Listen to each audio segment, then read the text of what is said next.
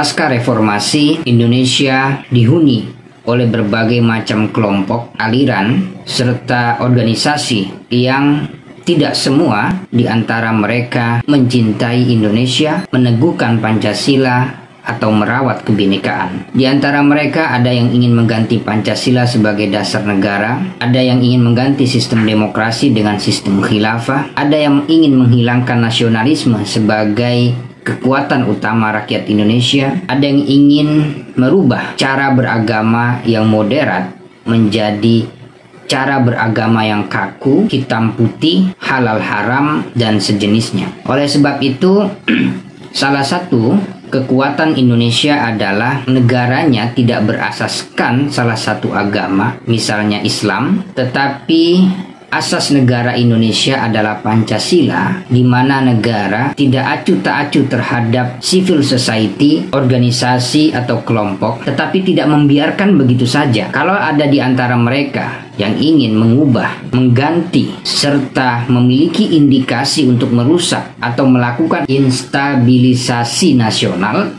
maka pihak kepolisian berhak mencegahnya atau menanggulanginya. Salah satu yang menjadi unsur atau fokus utama di lembaga internal kepolisian adalah mencegah, menanggulangi gerakan radikalisme dan terorisme yang itu berasal dari cara berpikir yang salah. Mereka mengerti agama, mereka belajar agama, tetapi mengaktualisasikan dan membawakan agama dengan cara-cara yang salah. Dari perilaku mereka yang salah itulah kemudian melahirkan berbagai macam image yang jelek terhadap agama-agama yang dianut oleh masing-masing orang yang terduga tersebut. Oleh sebab itu, di dalam upaya pencegahan dan penanggulangan ekstremisme yang berbasis kekerasan atau terorisme, kepolisian tidak pernah mengenal agama atau identitas yang dimiliki oleh seorang terduga, karena yang dikedepankan oleh pihak kepolisian, utamanya Densus 88, adalah mencegah, menanggulangi,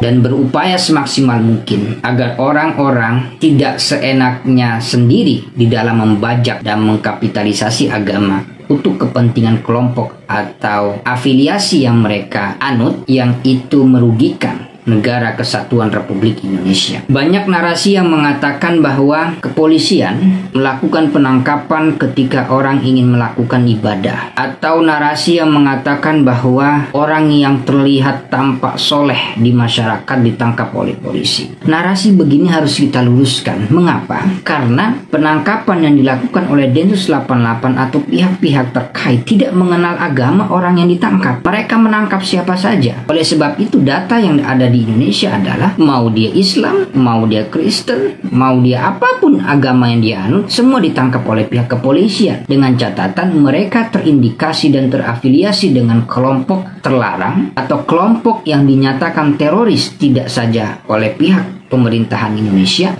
tetapi juga pihak dunia. Banyak orang yang membalut keburukan dia dengan hal-hal yang bersifat agamis, padahal simbol-simbol agama yang melekat kepada kita, kemudian kita melakukan keburukan, itu yang rugi bukan diri kita sendiri, tetapi agama yang menyertai di dalam simbol-simbol itu. Dan kita mencoba berupaya semaksimal mungkin di dalam beragama ini dengan watak yang moderat, berperilaku yang lemah lembut, dan bernegara yang saling mengisi. Karena kita di dalam melaksanakan ritual agama hanya bisa kita lakukan manakala negara kita ini aman. Kalau negara kita tidak aman, kacau balau, maka kita juga di dalam melakukan ritual agama akan susah. Coba kita bayangkan di luar negeri, mereka ingin melakukan sholat saja harus melihat kiri kanan, apakah mereka nanti akan tertembak atau tidak. Di Indonesia ini sungguh sangat enak. Oleh sebab itu, narasi-narasi yang dilakukan oleh oknum-oknum tertentu untuk melemahkan eksistensi dan gerakan yang dilakukan oleh pihak kepolisian, sudah saatnya sadar bahwa upaya yang dilakukan oleh pihak kepolisian di dalam mencegah dan menanggulangi radikalisme sudah sesuai dengan undang-undang yang diamanatkan kepada mereka. Bayangkan, tugas kepolisian ya sangat berat sekali. Saya dalam beberapa bulan terakhir ini keliling dan bertemu dengan mereka.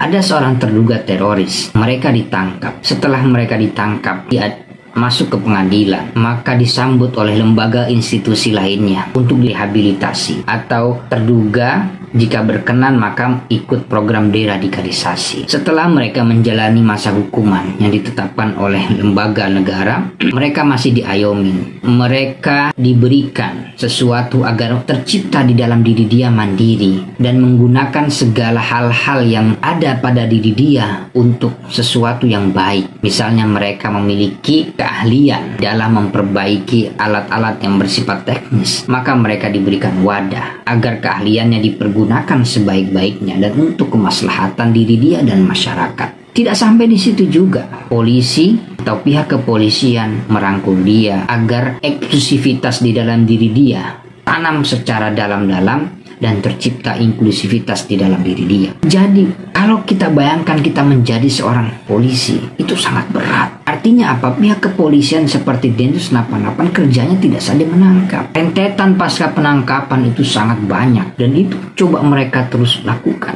Kalau Anda tidak percaya, datanglah kepada ex-ex napiter atau orang-orang yang setelah masa rehabilitasi dan menjalani masa hukuman, Anda bertemu dengan mereka. Bagaimana upaya-upaya yang dilakukan oleh pihak kepolisian di negara ini? Artinya saya ingin mengajak bahwa apa yang dilakukan oleh pihak kepolisian sudah sesuai dengan amanat undang-undang yang diberikan kepada mereka, dan mereka di dalam penangkapan tidak mengenal agama orang yang dimiliki.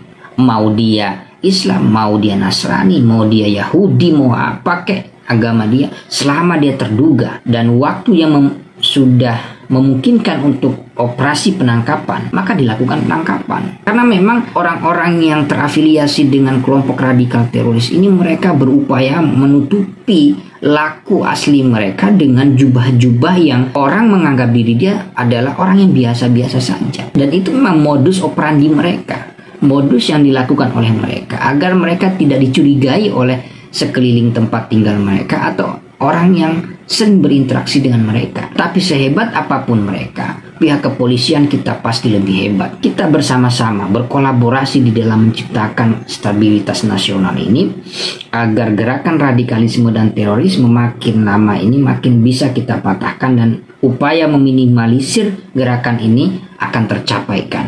Dan harapan terakhir saya adalah bahwa saya kemudian berpikir bahwa ini kita tidak bisa memberikan sepenuhnya pekerjaan ini kepada negara. Apa yang bisa kita lakukan ya kita lakukan, kita bisa berkolaborasi, tetapi memang kerja ini adalah kerja ideologis. Oleh sebab itu saya mengajak kepada teman-teman agar tercipta dulu di dalam diri kita ini yang bersifat ideologis, agar kerja kita ini kerja yang murni, kita menjaga negara ini ya dengan hal-hal yang apa yang bisa kita lakukan. Mungkin itu dari saya, terima kasih. Wassalamualaikum warahmatullahi wabarakatuh.